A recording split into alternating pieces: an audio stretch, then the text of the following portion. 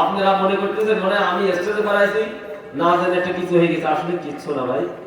আল্লাহ যদি ক্ষমা না করেন, আল্লাহ যদি মাফ না করেন, তাহলে এই উপরে বসা নিচে বসে কোনো পার্থক্য নাই। আপনাদের মর্যাদা সবথেকে বেশি।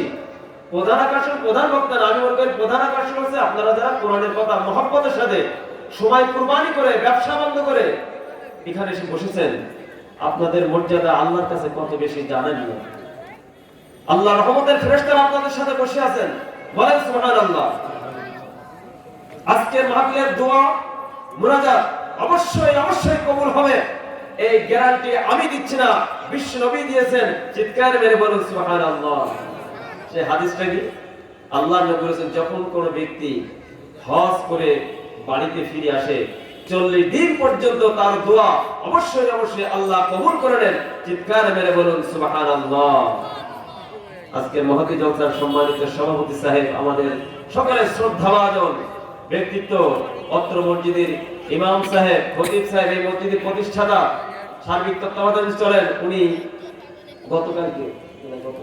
গত পরশুদিন উনি মক্কা মদিনা সফর করে এসেছেন। এটা চারটিখানি কথা না ভাই। টাকা থাকলেই হজ করা যায় না, বহুমাটির টাকা আছে, টাকা থাকলেই হজ করা যায় না। আল্লাহ ওনাকে নিয়ে গেছেন, আমাদের মাঝে ফিরে নিয়ে আসছেন, উনি আমাদের সাথে আছেন।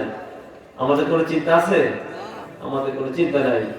মুমিনের বন্ধুকে বলেন তো, মুমিনের 1 নম্বর বন্ধুকে আঙ্গুল উঁচু করে বলেন, চিৎকার মেরে বলেন আল্লাহ। মুমিনের 1 নম্বর বন্ধু হচ্ছে আল্লাহ, 2 নম্বর বন্ধু হচ্ছে রাসূল, আর 3 নম্বর বন্ধু হলো যারা মুমিন তারা।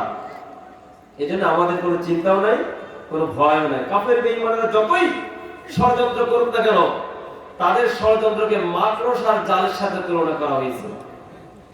তাদের ষড়যন্ত্র অত্যন্ত দুর্বল, ভয় পাওয়ার কিছু নাই। ঈসা রূহুল্লাহ খুব শীঘ্রই এই পৃথিবীতে আসবেন।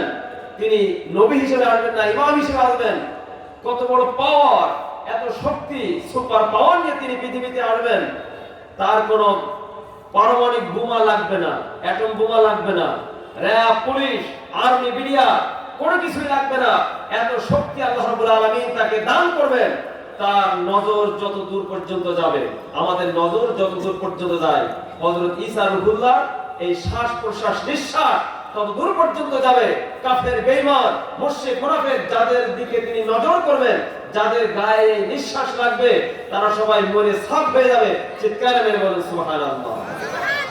শুধু তাই না, লবণ পানিতে দিলে যেমন গলে পানির সাথে মিশে যায়, কাফের বেঈমানের ওইভাবে পানির সাথে মিশে যাবে। বলেন আলহামদুলিল্লাহ। তাহলে আমাদের লিডার কে? ঈসা রূহুল্লাহ। আর কাফের বেঈমানদের লিডার হবে দাজ্জাল। দাজ্জালের ফিতনা থেকে আল্লাহ আমাদের হেফাজত করেন। সকলে বলেন আমিন।